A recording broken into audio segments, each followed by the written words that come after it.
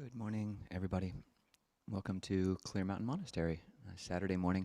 It's good to see so many people come. Even it's a really nice day outside, and you still came. That's great. There's lots of nice people on the inside, too.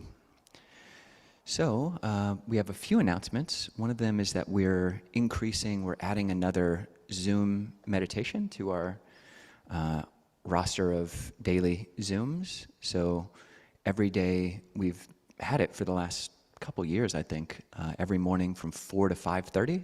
Anybody can sign on our website. There's an open Zoom room that people can join and just meditate.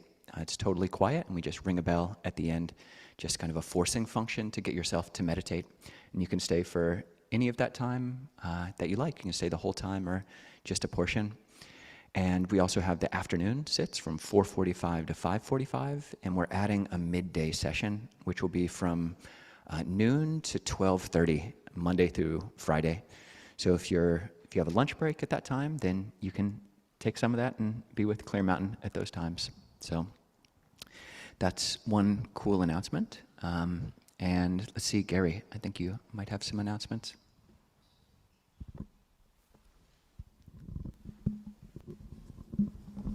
Thank you. Only one this time, not three. As everybody here knows, and many others who are listening elsewhere, we have this space donated to us every week by the cathedral across the way. And in recognition of that, we have put a Dhamma box back on our information table, which is available for anybody who'd like to express gratitude for this to them and offer support to the cathedral. Thank you, Gary. Another announcement is we will be in Blodell Hall next week, and I think there's going to be a carnival in here, which actually sounds really fun. So we won't begrudge you too much if you show up here, but we'll be over in Blodell, so that's just behind the cathedral, most of you know, but feel free just to see us over there next weekend. Additionally, we've made this announcement before, but Ajahn Kovilo and myself, 4 years ago, reached out to the ether to see about coming to Seattle, and Dave and Allison responded and offered to host us in their backyard for 2 weeks. It's been 4 years. It's been wonderful. We really love it there. And we are interested in just kind of giving them a bit more space as well, and just sort of seeing if there's another place where we might stay for a little bit, at least maybe a month or two, something like that. So if you have a little monk-sized hut, or 2 huts even, let us know. And yeah, it's not urgent, but we just want to put it out in the sort of ether and see what's possible. So, and who knows, maybe there will be land and we won't have to kind of worry about it, but for now we just want to put that out there.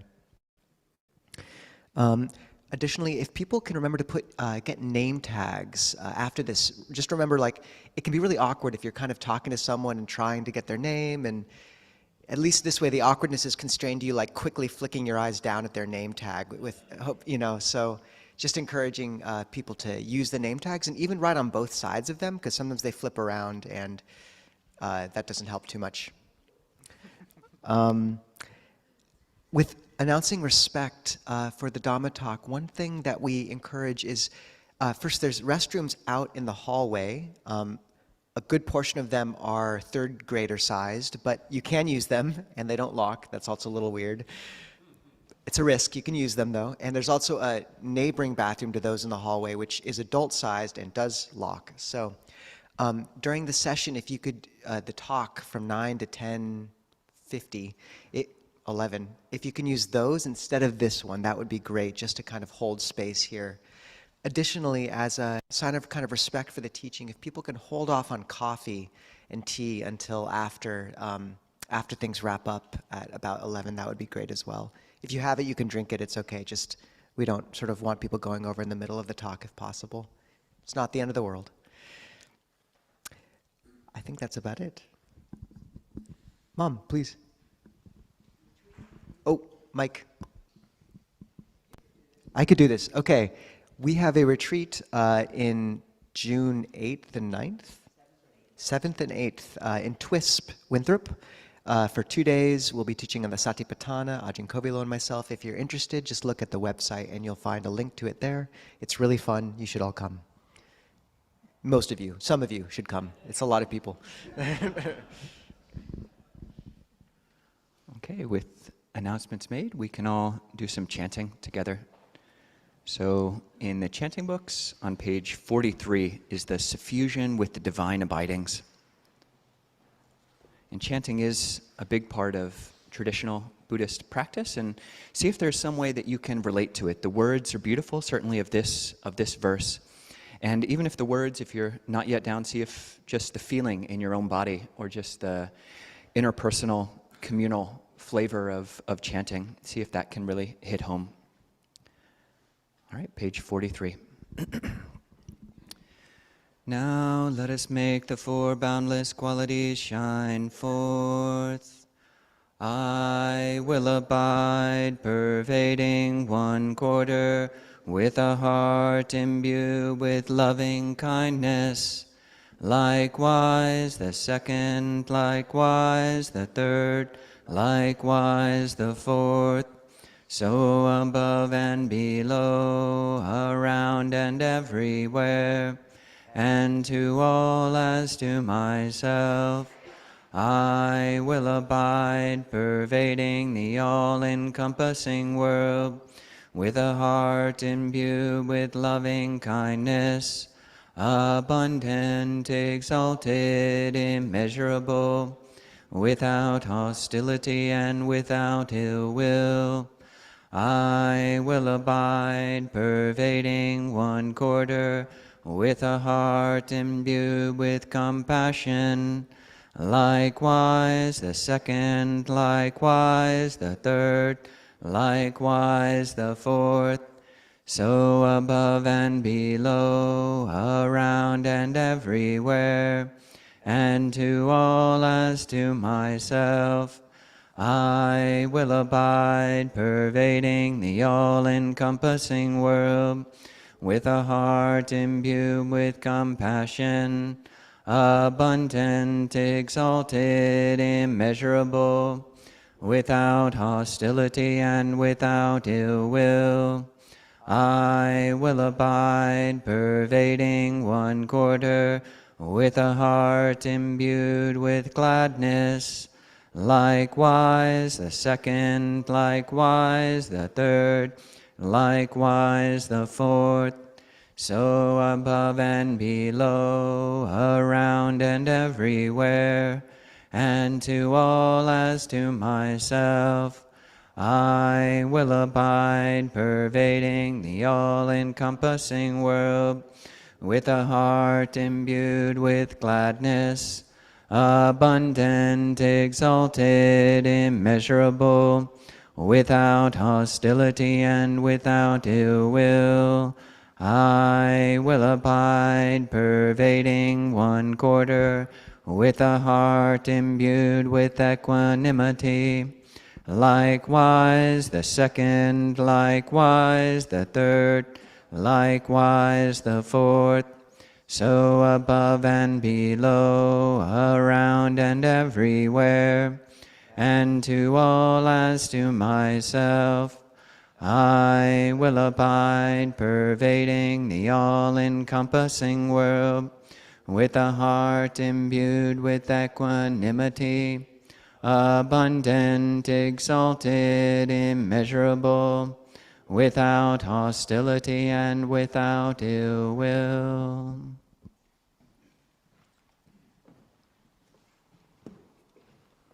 Okay, so having chanted together, we can sit together.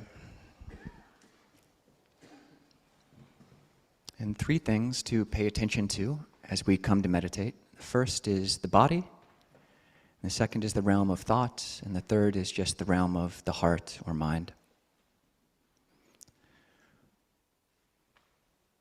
So when we come to meditate, first thing we do is compose the body. So we want to establish the body in a posture which is supportive of our mental posture that we're cultivating. So a posture which is upright but not uptight. You can allow the spinal cord, the spinal column to extend in both directions, down into the earth and up into the sky. You can imagine the top of the head being gently pulled up by a string, gently and lovingly. And then around this central column, just let everything else, all the muscles, the skin, the sinews, all the organs, everything else can just relax around this central column. No need to hold on to any tension. And with the body set up like this, we can practice turning thoughts. And so just spend 1.5 minutes on 3 gratitudes. Let's just spend the first 30 seconds just, what is something that you're grateful for yourself about?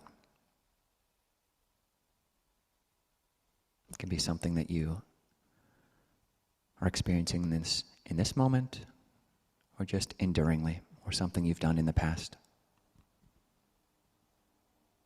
And so just feeling this gratitude for the knowing of this, being awake to this.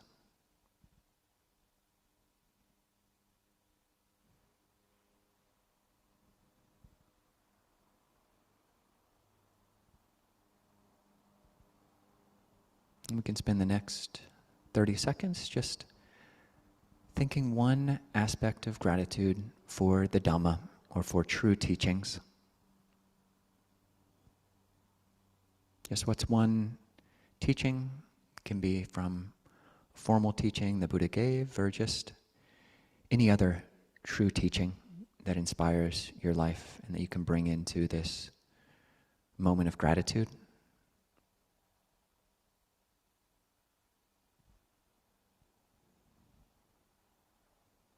Just grateful that we've heard this true and beneficial teaching. And then just spend these final 30 seconds just thinking about a gratitude that we have for community.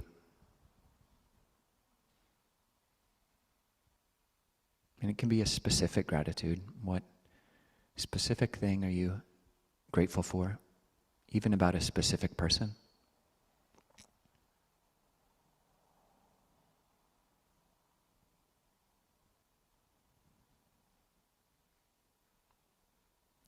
So this is how to bring thinking into the path one way.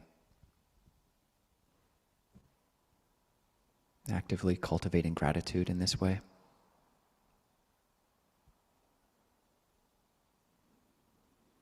And then having actively thought for a bit, we can train the mind more simply, compose the mind. And here just, people can practice with whatever object they're most used to. It can be knowing the breath, the whole in-breath, the whole out-breath. It can be a mantra.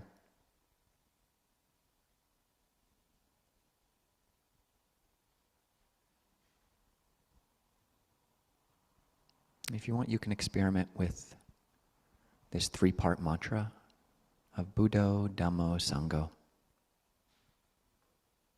Bud on the in-breath, Do on the out-breath, Dham on the in-breath, Mo on the out-breath, Sang and Go.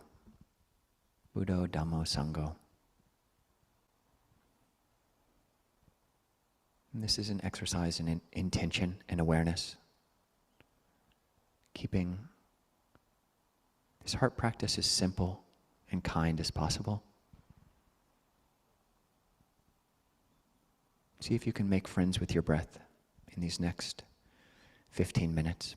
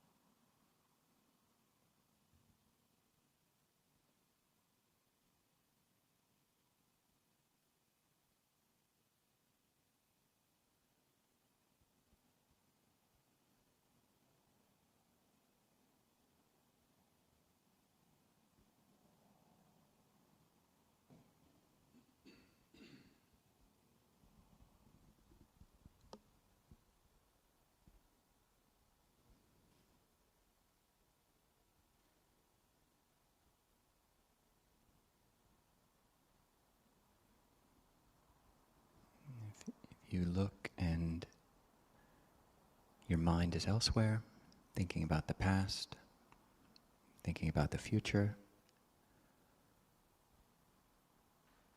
brooding about something you don't like, fantasizing something you do want. Just coming back to the simple breath and the simple mantra, Buddho, Dhammo, Sangho. Buddho, awareness, Dhammo, truth, and Sangho, just love, wise love. Here with the breath.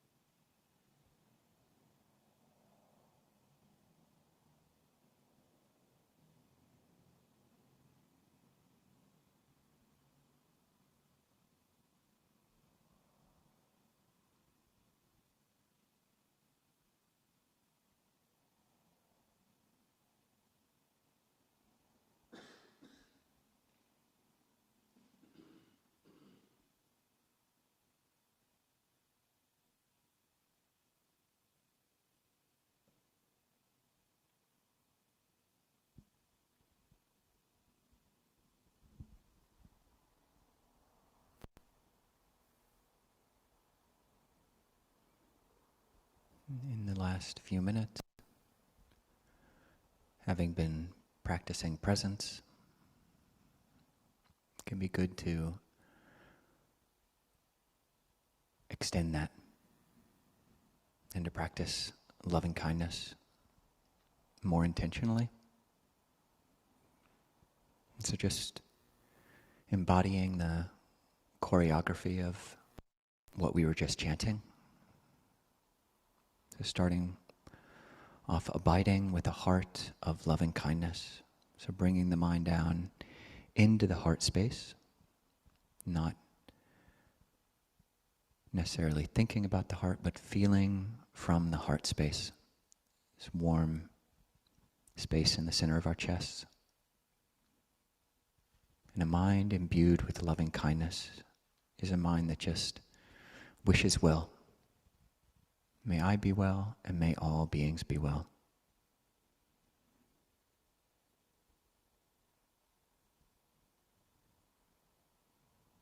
And feeling this heart imbued with loving kindness in our own hearts, we can allow that feeling to just pervade, to suffuse the different quarters. So in front, behind, to the left, to the right. These quarters so above and below, around and everywhere, and to all as to ourselves. Just may I be well, and may all beings be well. Just that softness, that forgiveness.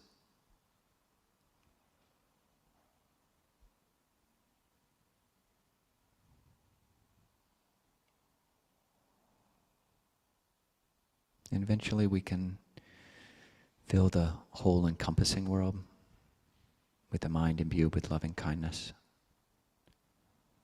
And as we practice, our minds get more and more abundant, exalted, immeasurable.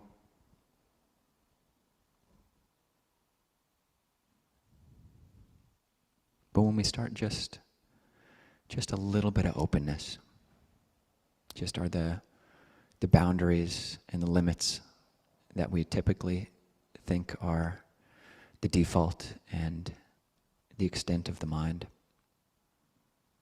Can we just feel that those are not as solid as we presume? Just letting down boundaries, letting these limits just dissolve. This is a safe space. Just may I be well, and may all beings be well. To all as to ourselves.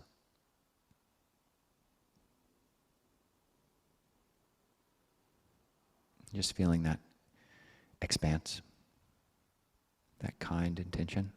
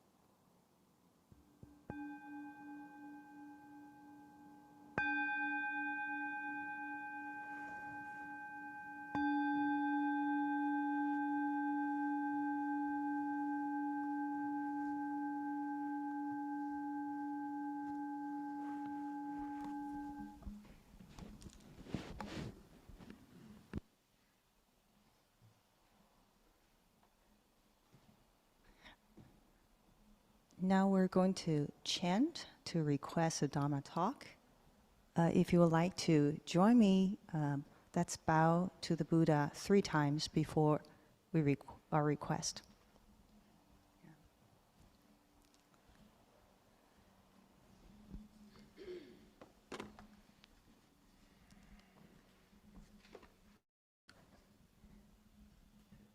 And the chant is on page 124 in the chanting book.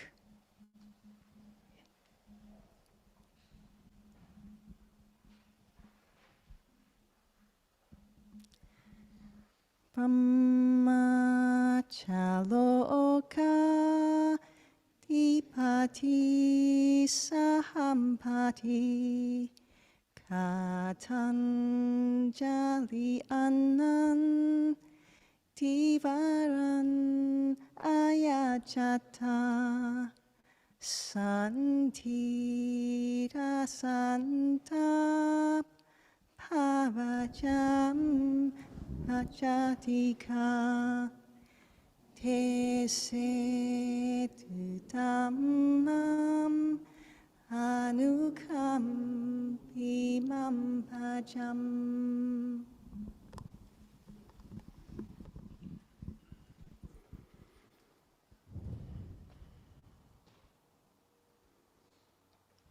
Namo tassa bhagavato arahato samma sambuddhassa.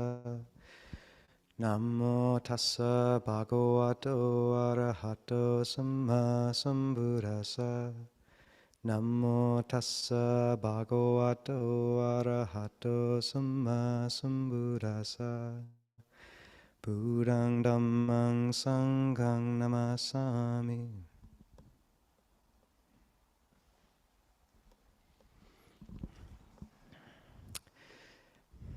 There's a word in Pali called sankhara that many of you know. It's the 4th of the 5 aggregates of clinging, the focal points of identity. And it's often translated as formation. And its quintessential quality is intention. And it's how we create karma. It's how we create how we imbue an action or a life with meaning and relevance and potency. And in Sanskrit, the word sankhara also could mean ritual, a sacred form. And I think that's a beautiful resonance when we chant like this, when we frame our lives or a talk or an action with ritual, with a sort of sacred sankhara, with a form. It sanctifies. I think I read recently about someone who left their shoe in the middle of an art exhibit just to see what would happen. And you see people sort of gathering around and looking at the shoe, just trying to figure out what the meaning is.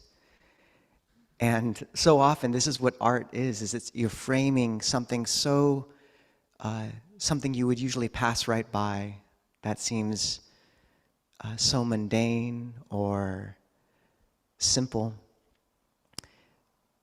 But when you frame it, when you remember what a blessing this life can be, what beauty hides pregnant right below the surface of our day-to-day existence if we have mindfulness, care, composure, attention, then it becomes sacred. And so people come to this tradition and they see our forms, the ritual, and it's important to see that what we're doing is we're learning to frame these moments, to make them stick, to steer these disparate elements of a life into one trajectory towards awakening, towards sanctification. And that comes with the singing, the chanting, the bowing, all these technologies of the heart.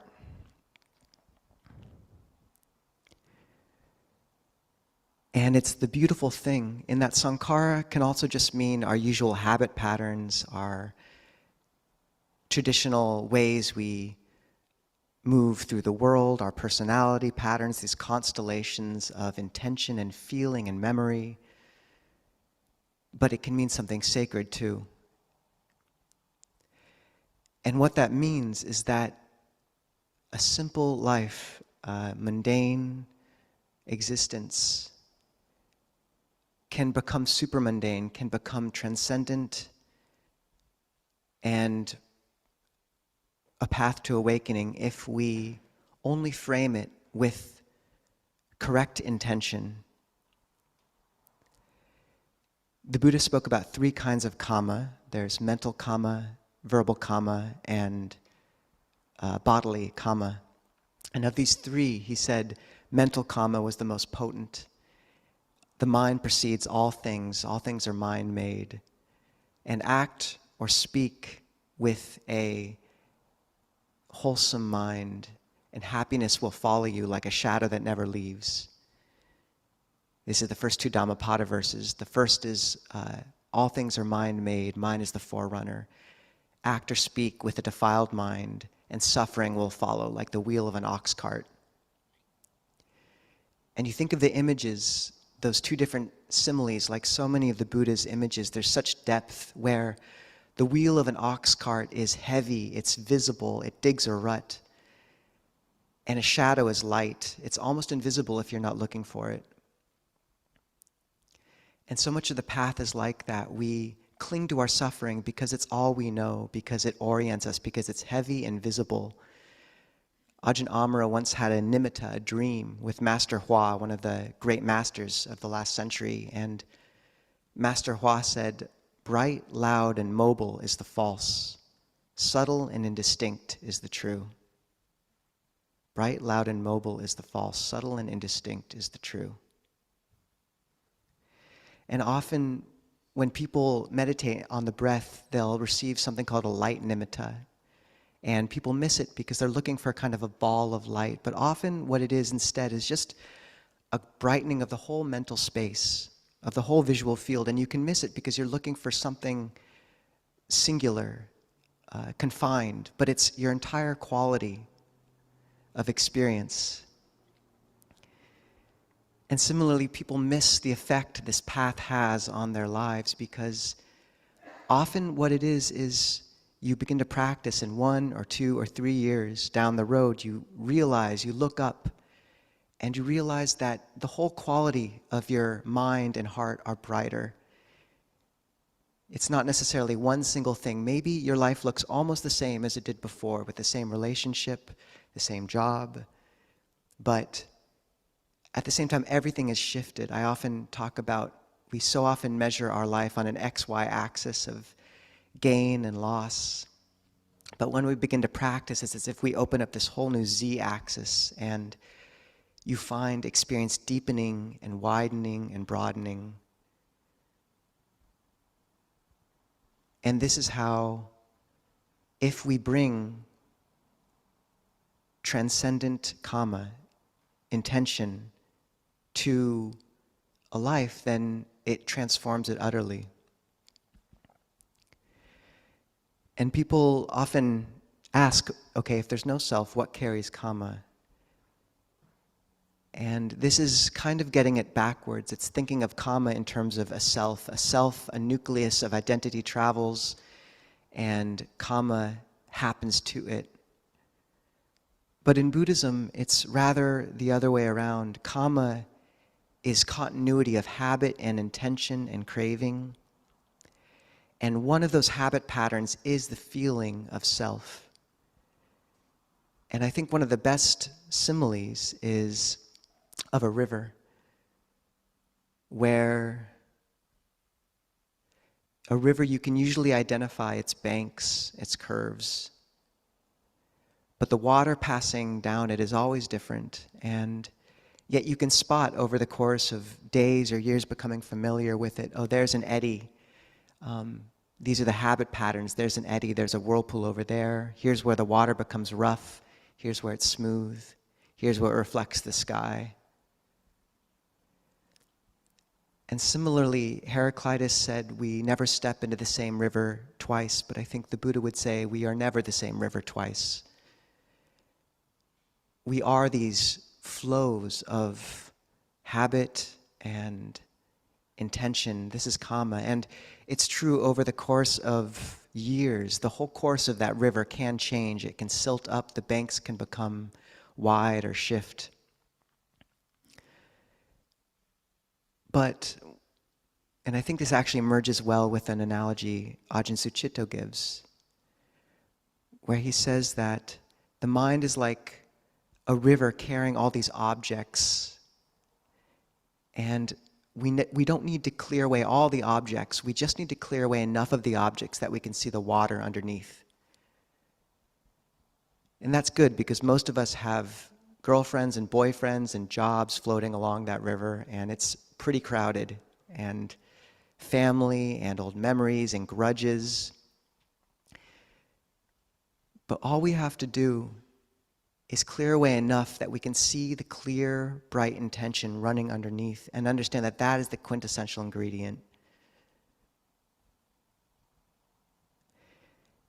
And the Buddha really singled out the teaching of kama as singular and significant. He called his teaching a kamavadi, a teaching of kama, of action. And the Buddha said that every moment is composed of several different conditions. He framed this in terms of what's called idapachayata, this, that conditionality. So when this is, that is. When this isn't, that isn't. When this arises, that arises. When this ceases, that ceases. And what that means, it sounds very esoteric and cryptic, but what it means is the present moment is composed of the results of past intention, past kama. We call it vipaka, or the fruit of past kama. And the results of present intention. So what it means is we are influenced by our past. Things affect us that we've done, our habits come to play. But how that manifests in the heart right now is also conditioned by our intention and how we hold it in this moment. And that's an unbelievably hopeful teaching. because it means not only can we affect our future, we can change how we are in this world. We can give up greed, hatred, delusion. We can purify the heart. And it also means that the echoes of a past action long ago done, or more recently, how we encounter those echoes depends on what we're listening for and how we're listening. The Buddha said that a negative action manifesting, the fruit of a negative action manifesting in the present moment, if it manifests in a small, constricted heart, it can manifest, it's like salt, a pinch of salt dropped into a glass of water, and it changes the whole taste of the water. But when the same negative karma manifests in a wide, loving, broad mind, then it barely changes. It can almost manifest not at all, like a pinch of salt dropped into the Ganges River. And what this means is that our past karma, the things we've done, if our minds are small and constricted, then they can echo loudly, they can result in large consequences. But if our minds are broad and loving, then often you'll find you've done something, you've slipped in your speech a little, said something slightly unbeautiful, and there's a real sense of bruising and of remorse. But often that's it. That's the whole of it. That echo passes and it's gone, and you'll find as you practice that those echoes stick around less and less, a bit like a drop of water rolling off of a lotus leaf. And that's hugely heartening because it means we're not victim of our old karma. We can affect how it manifests now. And that's good news because we're not working through all of our old karma. We've got a lot of it. It's okay. And what's so interesting is that teaching exists in tandem alongside the fact that as we practice, as the heart becomes more and more pure, the smallest deviations from the Dhammic route through a moment, the smallest manifestations of greed or impatience or delusion, they echo more. We feel them much more sharply. There's a teaching which I've quoted before called the thief of a scent, where a monk is walking through a forest and he picks up a flower and he smells it, and a deva, an angel, comes down and says, "Why are you stealing the scent of that flower?" And the bhikkhu says, "Why are you admonishing me? There's people doing far worse things out there." And the deva responds, "Why would I bother with one who is shameless, like a dirty nursing cloth, a diaper? You are a clean cloth. For one intent on purity, a hair's breadth worth of evil seems as big as a cloud." And the Buddha, or the bhikkhu, asks for forgiveness. He says, "You're right." And then he says, "If I ever slip again, please admonish me." And the deva says, "I'm not your servant. You can practice yourself, thank you." And he says, "Sorry."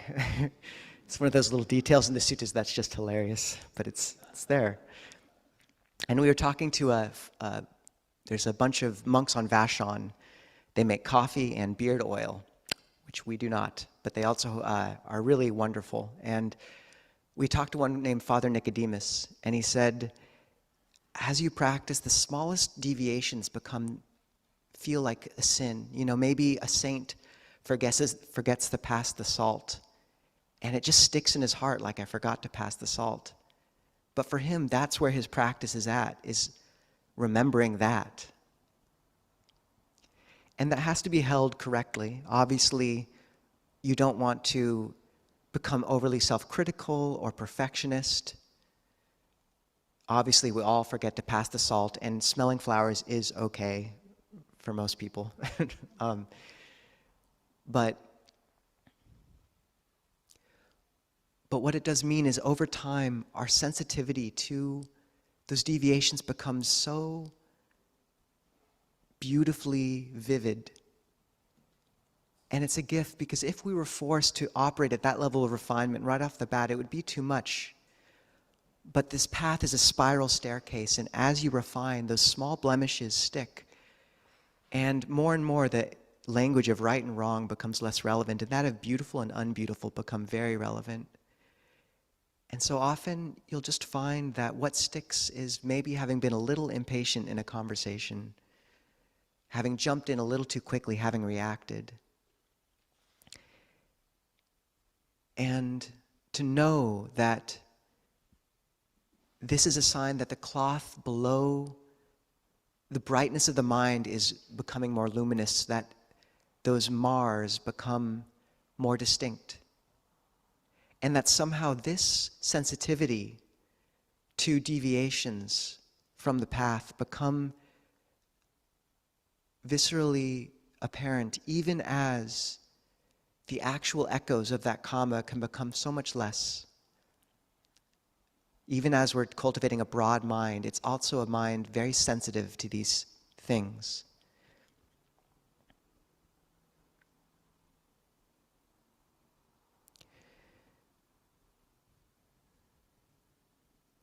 And often then the question arises, so how do we know what is wholesome kama, kusala?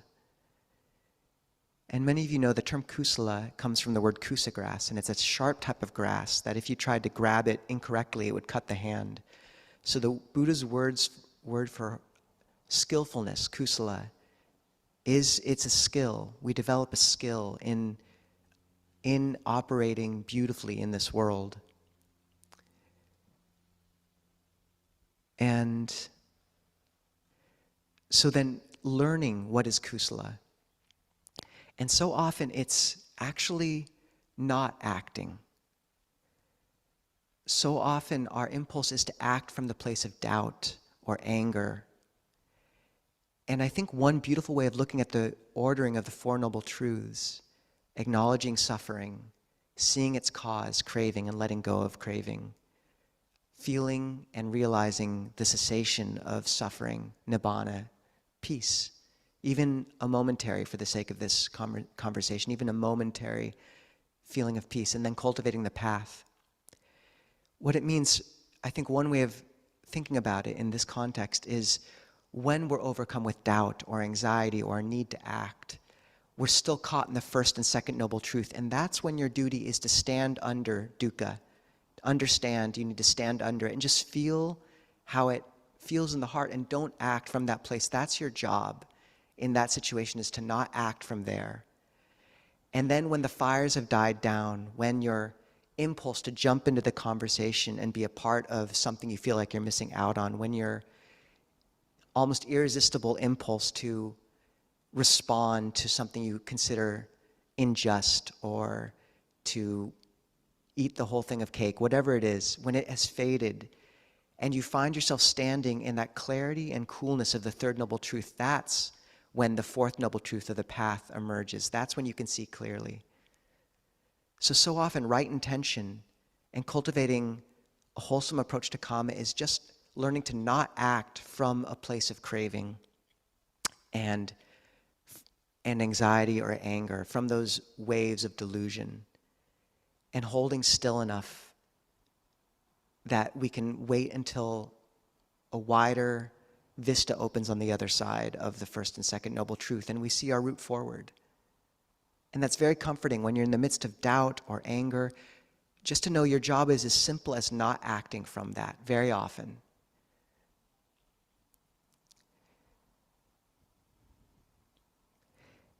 The other metric I like to bring up is the nimitta, the sign of sila, is samadhi, and that means the sign of virtue is unification of mind.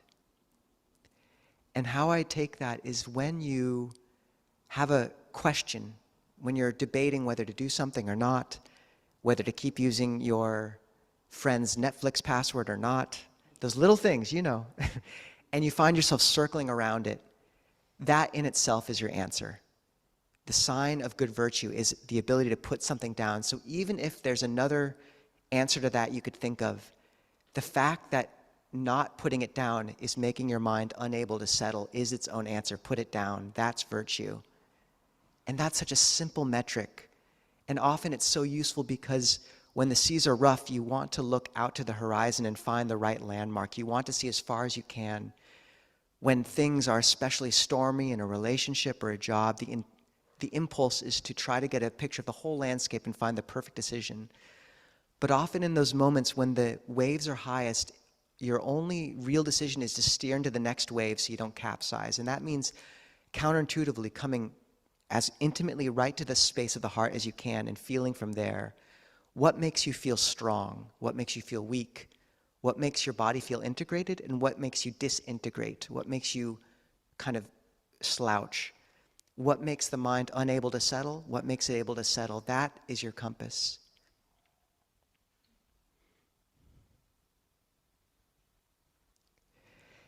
And the Buddha talked about 4 kinds of karma: bright, dark. So bright leading to bright result, that's wholesome, skillful action leading to happiness, to punya. Dark leading to dark result. And then both bright and dark, a nice mix, which is where most of us fall. And then neither bright nor dark. And that last one is the key. Because the neither bright nor dark karma is karma towards the ending of karma. That's the karma of the Noble Eightfold Path. And that list is really important because what it means is you look out and you see yourself and all beings caught in these waves of circumstance and echoes of action and wholesome and unwholesome. And to realize that in the Buddha's teaching, if you bring correct intention, yoniso manasikara, appropriate attention, viewing everything as through the lens of the Four Noble Truths, cultivating the path, then every kind of action can be transmuted, every kind of fruit of an action, every kind of echo can be transmuted into the path. Every moment can become a stepping stone on the path, can be turned into that neither bright nor dark karma.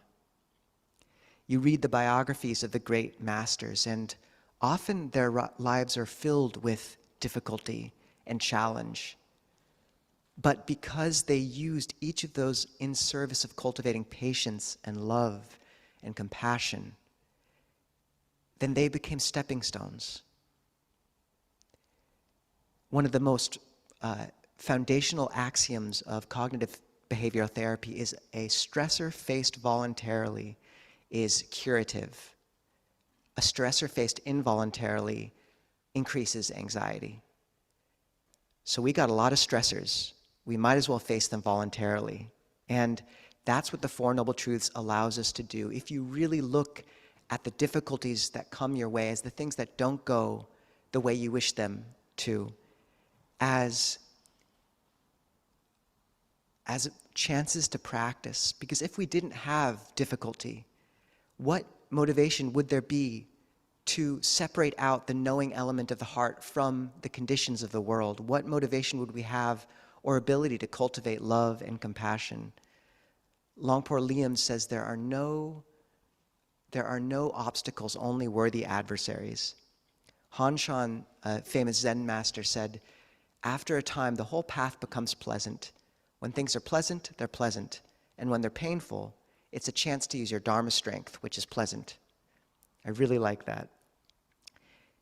And I've never seen a limit to how far that approach can be taken. That if you're intent on practicing, then you really can, there's the story of one of the Dalai Lama's disciples who was stuck in Chinese prison for 20 years. And when he emerged, he said, the one thing I was afraid of is that I'd lose compassion for my captors, but he didn't. And what would it mean to really encounter every moment, every difficulty as a chance to broaden your heart as a path towards awakening? This is changing every moment into neither bright nor dark karma. And what else is interesting in that list of 4 is that there's no neutral karma. There's no neutral karma. There's bright, dark, both bright and dark, and karma of the path. And what that means is every moment is either resurrection or death. Every moment, in a Christian terminology, every moment is either a chance to operate from knowledge or ignorance. Every moment of, no matter how mundane, whether it's, an example I often use is these small chances we have to make our life beautiful. When you take out your partner's laundry from the dryer, do you just put it in the basket or do you fold it? I keep using that example, and then I actually have to do it every time I take someone's laundry out, because I know I've said it so many times in Dharma talks, so. But, yeah, you're welcome. But it's a good thing. And Venerable Thupten Chodron says that when she acts, she tries to act in every action she tries to incline the mind towards keeping the 5 precepts.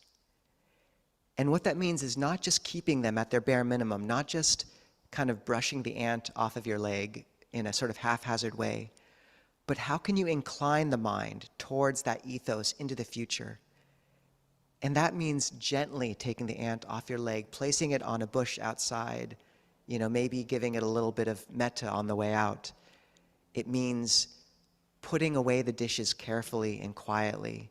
It means folding the laundry. It means all these little ways we can add that small extra intention into a normal life to make it transcendent and to change it from normal, mundane, middle-class, karma existence, whatever you want to call it, into the path.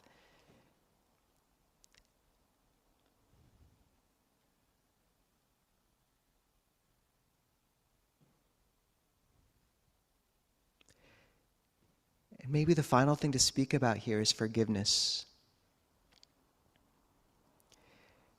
We look back on a life and see just all the ways that we've deviated from a path that we would wish we'd taken. And the self-recrimination, it's one of the saddest parts actually about being a monk, is getting to lead retreats and hear people speak about their internal experience in meditation again and again, and people are so good and so kind and so brutal to themselves consistently here. And when someone tried to explain to the Dalai Lama about what sort of self-hatred in Westerners was like, it took them quite a while to explain exactly what they meant, and then he actually began to cry. And just the intensity with which people in the modern age feel this. And to know, to trust in the healing power of this path of precepts. Often when people begin to encounter samadhi for the first time or begin to practice, there will really be a period of kind of grieving for the past rips in our sila. And that's okay. But the Buddha also said in the Samyutta, in one discourse in the Samyutta Nikaya, called the conch blower, he said, when one sees a bad action, one thinks, that was not good, and I cannot undo what I have done. And instead of fixating on it, which can become cause for darker states in the future, one develops a mind imbued with metta, loving kindness, with compassion, with joy, and with equanimity. Just as a conch blower would make themselves heard in the 4 directions, even so, when the mind is liberated through love, through compassion, through sympathetic joy, through equanimity, then any limited karma does not remain there.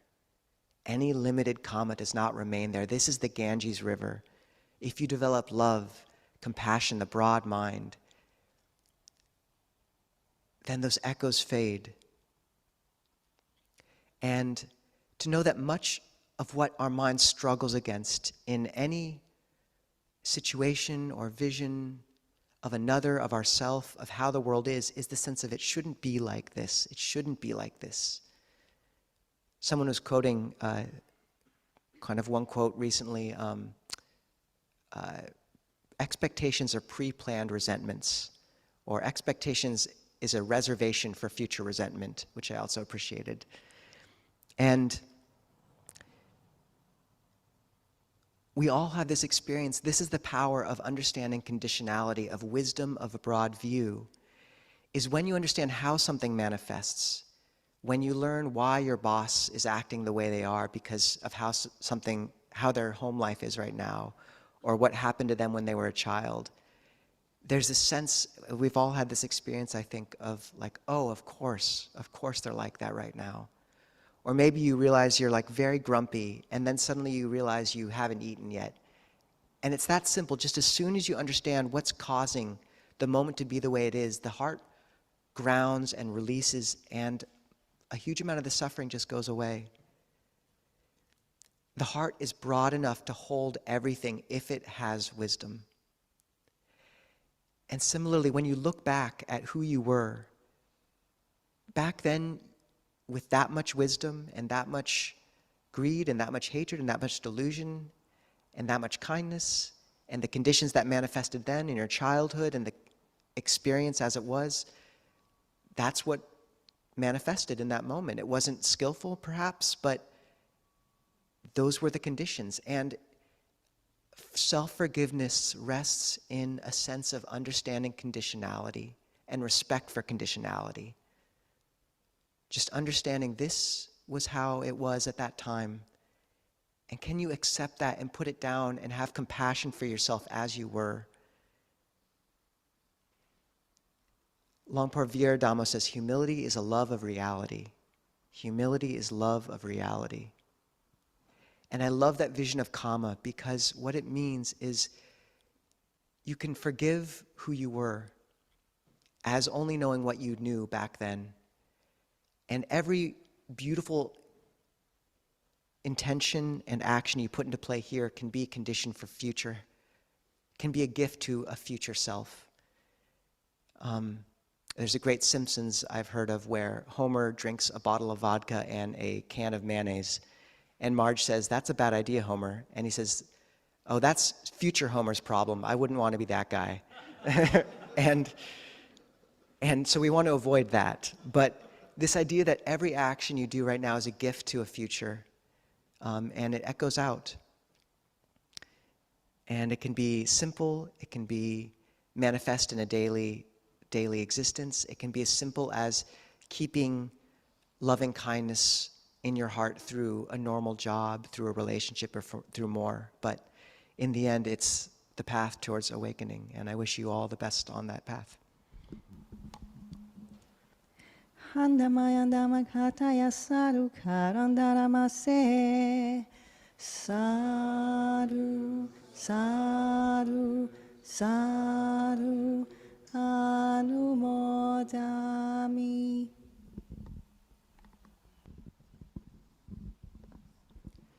So we have time for some questions or comments. People can raise your hand and we'll run a mic over to you. And if you're on Zoom, please feel free to raise your cartoon hand and our AV team can call on you. Noah.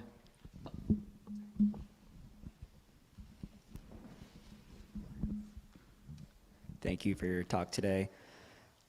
I was interested when you talked about acting from a place of doubt and anger. What about not acting as a result of these feelings, like wholesome desire shut down by doubt or misplaced guilt?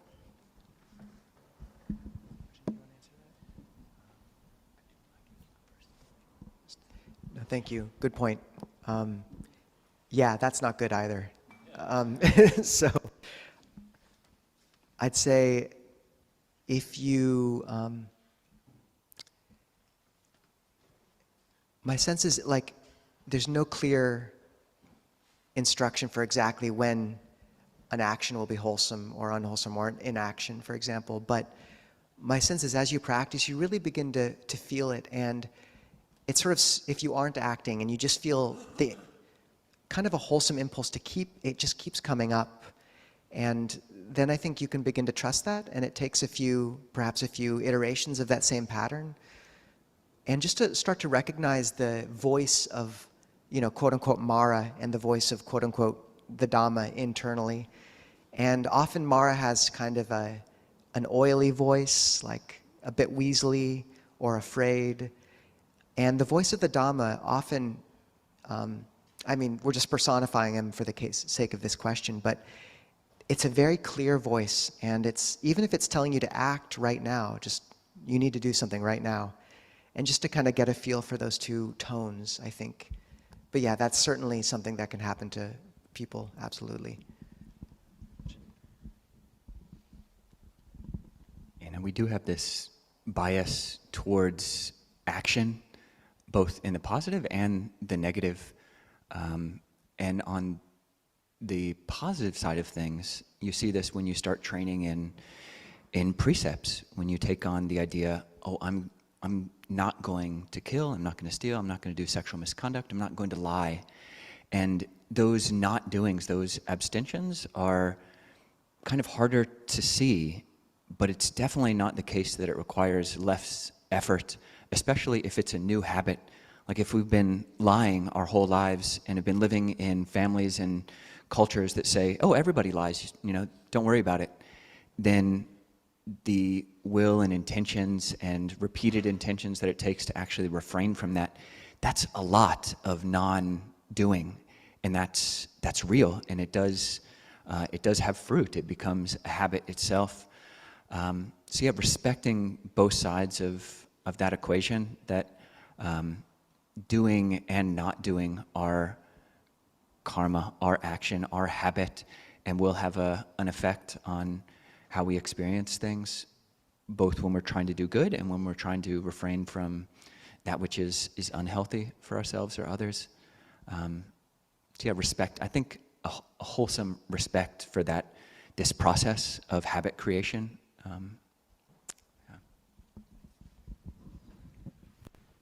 Thank you. We have someone on Zoom. Can they unmute?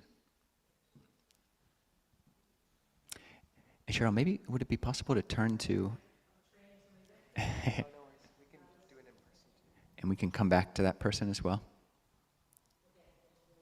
Okay, the person on Zoom can unmute. Thank you, Ajahn, for the beautiful talk. I just wanted to ask one question about when I'm looking at the messages on Discord and WhatsApp, and now you also mentioned about the relocation. And somehow I want to see it with the upekha, the situation with equanimity, that this you might find a good place to stay, both of you. But so far it looks like it's not happening, and the mind is not very happy, mind is agitated, and try to fix it, try to do something about it, but somehow it's not possible to help you in some way. So just wondering, how are you dealing with it? What is your mind state in this midst of finding a place? And I know you're following Buddhist path, and homelessness is the main one thing Buddha encouraged for monastics. But still, like for us as lay people, we want you to be settled down, and maybe of course the monastery is not happening anytime soon. So how's your mind dealing with it? For me, sometimes I feel like personally I can take this pressure on my own for myself if I have to deal with the situation. But if I see loved ones like you both and monastics or the family member going through this, mind is not in upekha and equanimity is not there, just mind want to fix this. So please help any of us who are actually thinking about it a lot these days. Thank you, Ajahn.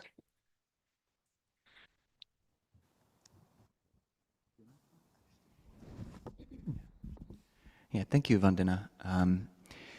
Yeah, so the question is just about how are we dealing with not having or looking for another place to stay, which might be more lasting, and we don't know. It might not be that long before we have a place to stay. We're looking at 2 different properties, and both of them seem hopeful in their own way. But just in the shorter term, the announcement that Ajahn Nisabo made that we might be looking for another place to stay for a shorter term period before we actually get land. I mean, just to acknowledge, we are so privileged. We are so privileged. And I would say, in terms of ranking the ways in which we're privileged, I'd say the best way that we're privileged is that we see value in simplicity and have been training in simplicity. And that's a privileged mind state to be able to, we don't actually need that much. We don't need that much. We eat 1 meal a day before noon. We can get that on alms, so we're not hungry. Largely speaking, it can be hungry in the afternoon sometimes, but over a period of time, we're not starving for sure. In terms of land, we've had these really simple huts, and we've been training in contentment with little. This is a monastic virtue. It's a Buddhist virtue, contentment with little, and praising contentment with little. There have been times when Ajahn Nisabo and I have months and months, if not the majority of some years, when we've just lived in tents or we've just lived in mosquito nets. And the privilege of that is that it has been by choice, and we've been living in safe communities. We've been living in safe forests where we can do that, and the only real danger is wild animals. So yeah, that is a privilege, and right now it's not, Dave and Allison aren't kicking us out. It's just, if we find a place, if someone has a situation which just seems perfect, then we can go there. So we're definitely not stressed about it. We have enough food. Our robes, these robes, they can serve as a tent. This thing is like 9 feet by 6 feet. Fold it in half and it's a sheet, or fold it another way, it's a tent. It's a sleeping bag. You can do so much with it, people. Living in a rectangle is awesome. I highly recommend it.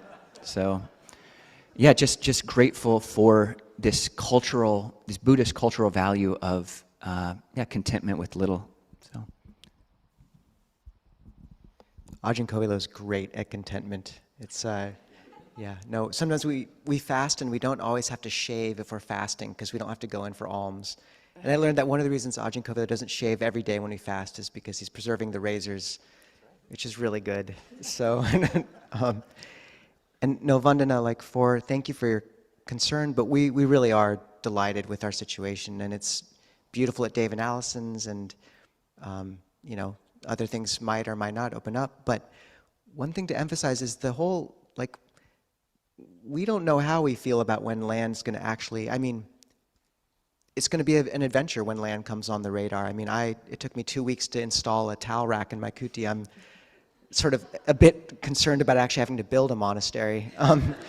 But a really important thing is we're happy living, kind of with each other, with a very simple existence. The project of Clear Mountain is very much, in large part, our desire to provide a refuge for the lay community here and a wider community of monastics.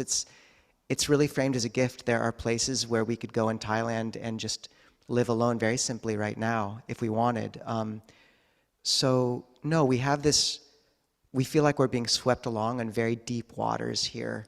Something is manifesting, and I think everyone here feels that. That's pretty profound, and we're delighted to be part of that. I think one of our prayers each day is that we can remain worthy of being part of this, and keep our sila such that we can be. But yeah, we're just kind of along for the ride, and things have been wonderful so far. A lot of faith, and honestly, we have a lot of faith in the Dhamma and Devas. Going to Pike Place when we got here with no one signed up to give food, and just having faith that we would get fed every day. For the last 4 years, we haven't gone hungry once at Pike Place. And the first day, 7 people offered food. And there's beautiful, beautiful things manifest in the world when you make yourself vulnerable. And it's a lot more fun to do that with everyone. So yeah, thank you, Vandana, and we're quite well, and just kind of looking forward to what happens. Sadhu, sadhu, sadhu. When we were on Tudong, Ajahn Kovilo had a much warmer robe sleeping bag than I did, and yeah. That's true. That's because I brought an extra sleeping bag. I think you didn't even bring a sleeping bag. Yeah, that was a mistake. Yeah. I think I did offer, or at least I thought about offering. Yeah. But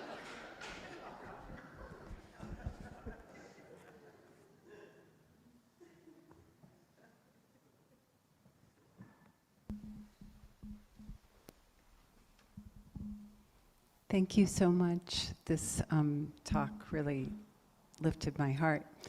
I've been thinking a lot about the difference between indifference and dispassion. And I hadn't heard the concept of neither bright nor dark kama, and I'm wondering how that might be related to dispassion. And if intention somehow is the big difference between the two. Yeah. That's a great question. A few things. One is the traditional quality that gets conflated with indifference, or which people really need to parse out, is often upekkha, equanimity. And I think in that context, it's really useful. I love Bhante Analayo's translation of equipoise, because you think, like, first, equanimity is one of the 4 Brahma-viharas, upekkha, and it's sort of colored by all the love that surrounds those other 3. But also you think of the word poise, and like when a dancer is poised with stillness, like it's not indifferent, it's a moment of waiting for the next movement, which is fluid. And for me, that image is so helpful. And additionally, upekkha, literally the etymology means, ik means to look, and upa means to approach. So like, upekkha could be translated as looking closely. And I think that's so important, because that's the difference, is like a careful attention. And the analogy, or the example I often give, is when you're with family. It's such an important quality. And when I when I stay with the full family, mom, dad, you're wonderful. But with my sister and others, like, so much of the job is upekkha, in not getting caught into this kind of maelstrom of sankharas flying this way and that, and old family dynamics.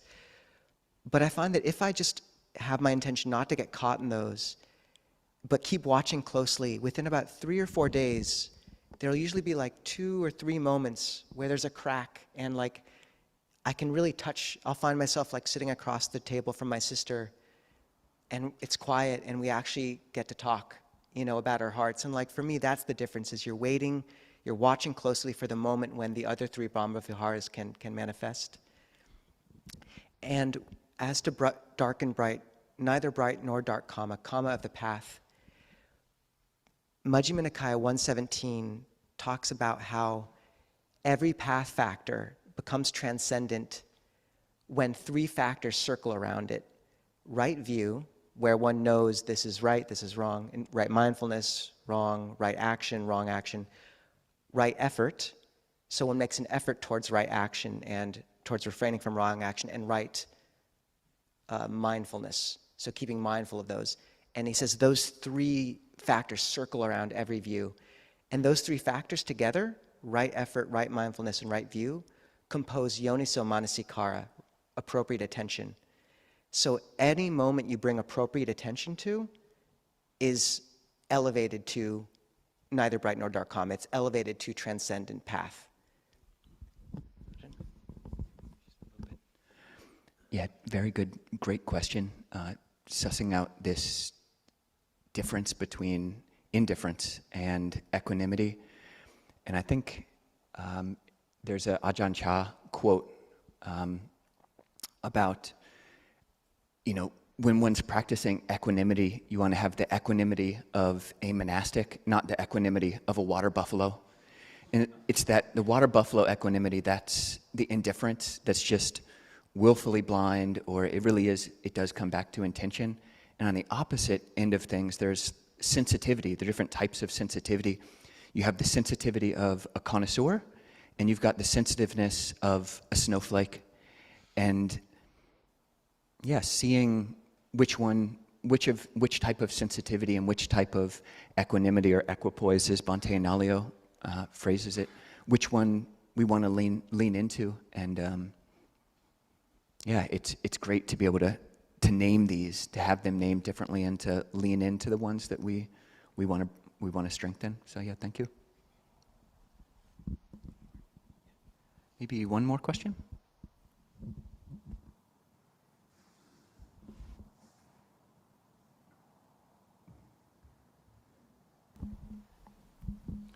Thank you so much for the talk and meditation. So I think I'm having a little difficulty with the bright, comma, versus neither bright nor dark. Because to me, right action, right view, right mindfulness seems bright. And the path seems to be bright action.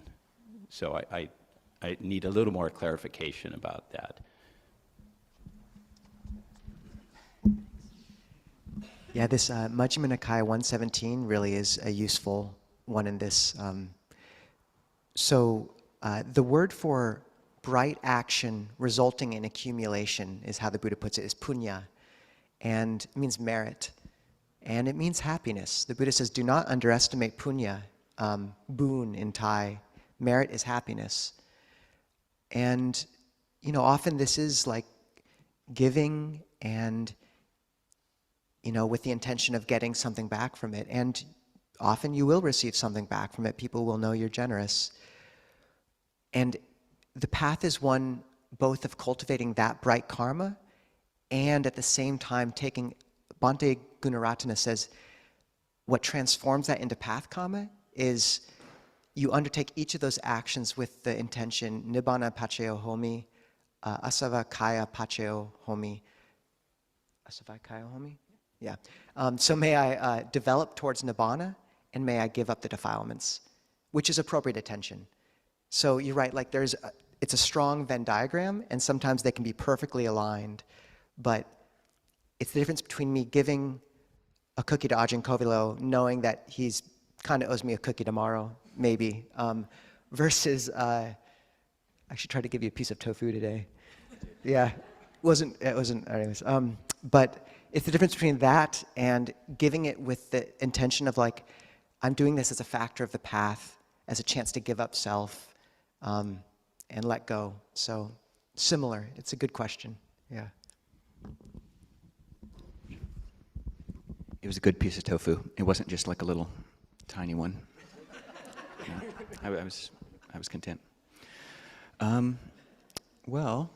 We can shift into the latter part of our Saturdays, where we kind of extend the heart and open the heart up to include others who aren't necessarily here. And one way to do that is on our website. We have the blessing braid or requests for chants, and these are other people who are in our broader sangha, but maybe aren't here this morning. Maybe Cheryl, if you could read those. Okay. We have from Trenton, Jared and Megan expecting a baby boy this June, requesting metta for the two of them and the baby. From Tanya, Dr. T and Ajahns, for Patia Chamchun, aging and body declining, spread metta for grace and well-being. From Kristen and the Ajahns, for Steve Phillips, ill, please spread care. From Mudita and Andrew, for Max for a fortunate rebirth. From Kristen, for Daryl Vanzier, passed away earlier this month, wishing him a fortunate rebirth. Jason, this is his mother, Susan Papandria, 3-year anniversary of death, spread loving kindness. From Ajahn Ahimsako and Ajahns, for Ginny Randolph, health declining, spread metta. From Carrie and the Ajahns, the Fawns, dear pet who passed earlier this week, please share merit. From Sachan Gudas, for Sachi Gudas, age 6 years, bedridden, multiply disabled, please spread happiness and peace. From Lillian Cheng, daughter, for Cheng Yu Loy, 90 years old, in critical condition in Hong Kong, peaceful transition. And from Mohan's husband, for Lalitha, suffering due to severe migraine. Great, thank you, Cheryl. And if anybody would like to bring the other names into the space? Yeah, please, Jamal. Great, Jamal's friend and mother have got some health issues, and okay, your friend who has cancer and your brother, excuse me. Thank you.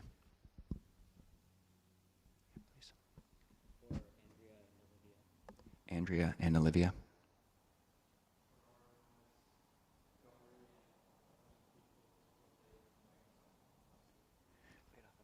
Yeah, the people who lost their jobs at Microsoft. Yeah, please.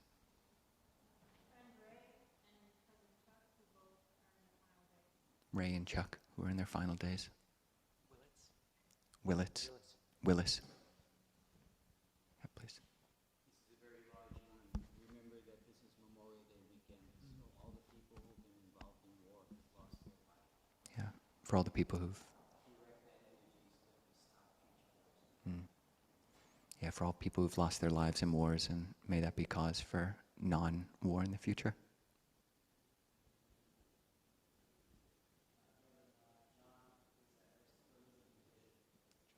John, for John.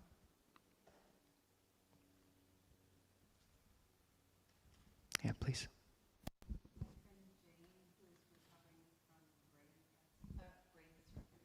Jane recovering from brain surgery.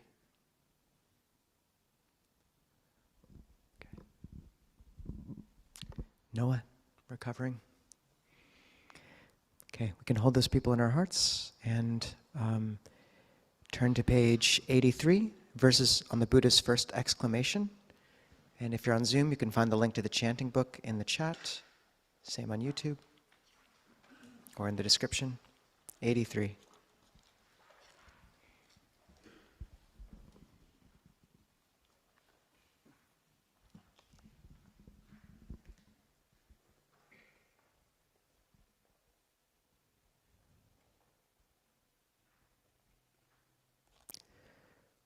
Andamayam patama buddha pasita gatayo panamase aneka jati sangsarang sandavi sanghani bisang gaha karang gawe santo dukkha jati puna punang.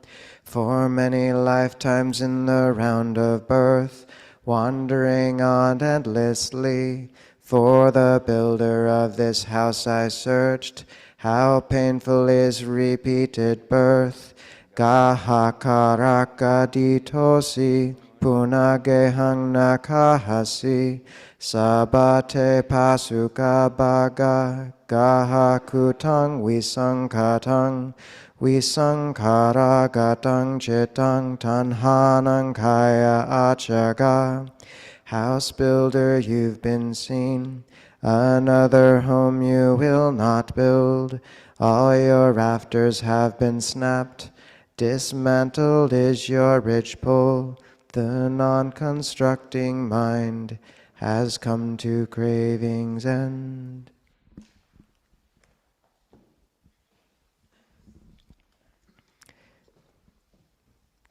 So, we do like to open up space for people who are new and feeling brave. If you've been here 3 times or less, please feel free to raise your hand and just say your name and how you heard about us, if you want, if you're feeling up for it. My name is Jay. First time through my lovely friend Dominique. Thank you, Dominique. Thanks, Jay. Welcome. Yes.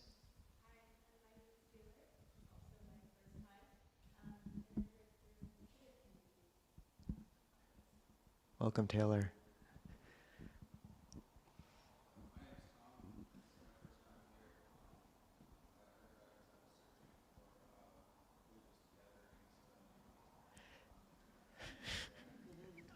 All right, go internet. Okay. It's my second time here. My friend Mary, I heard about them, and also Tara, a teacher I recently met, mentioned this place. Oh, thank you. Welcome.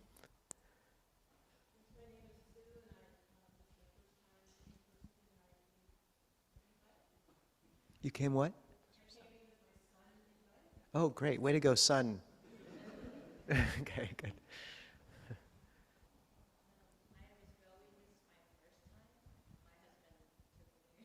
Great. Welcome.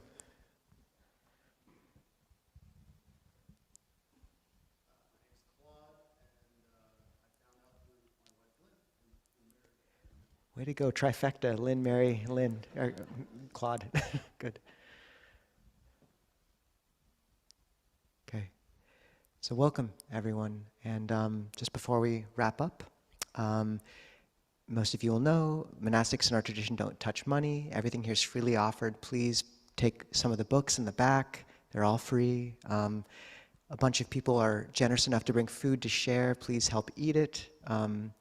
We encourage folks to just get to know one another. This is a pretty precious community of very special people. So just take some time to actually get to know one another. And we encourage you, to try to make an effort within this following period to talk to at least one person you haven't spoken to before.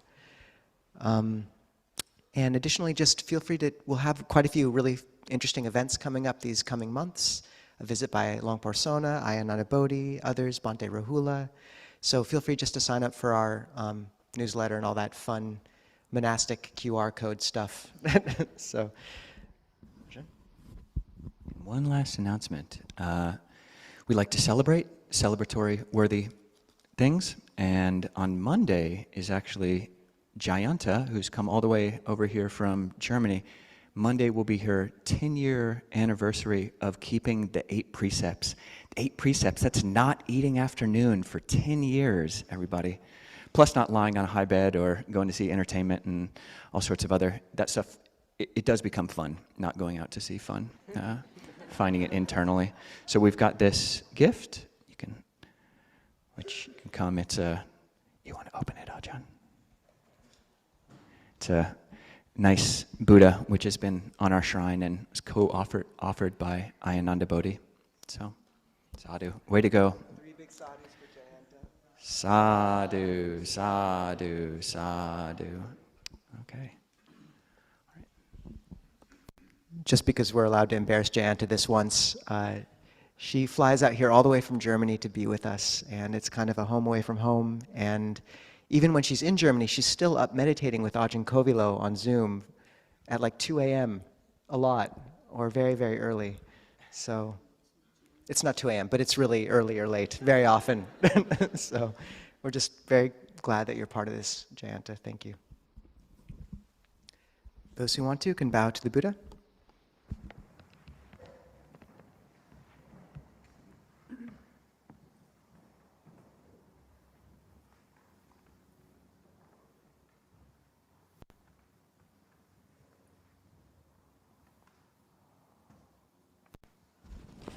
And if you're on Zoom, you can stick around for Zoom coffee hour with other Zoom people. But for now, let's wave goodbye to our friends online.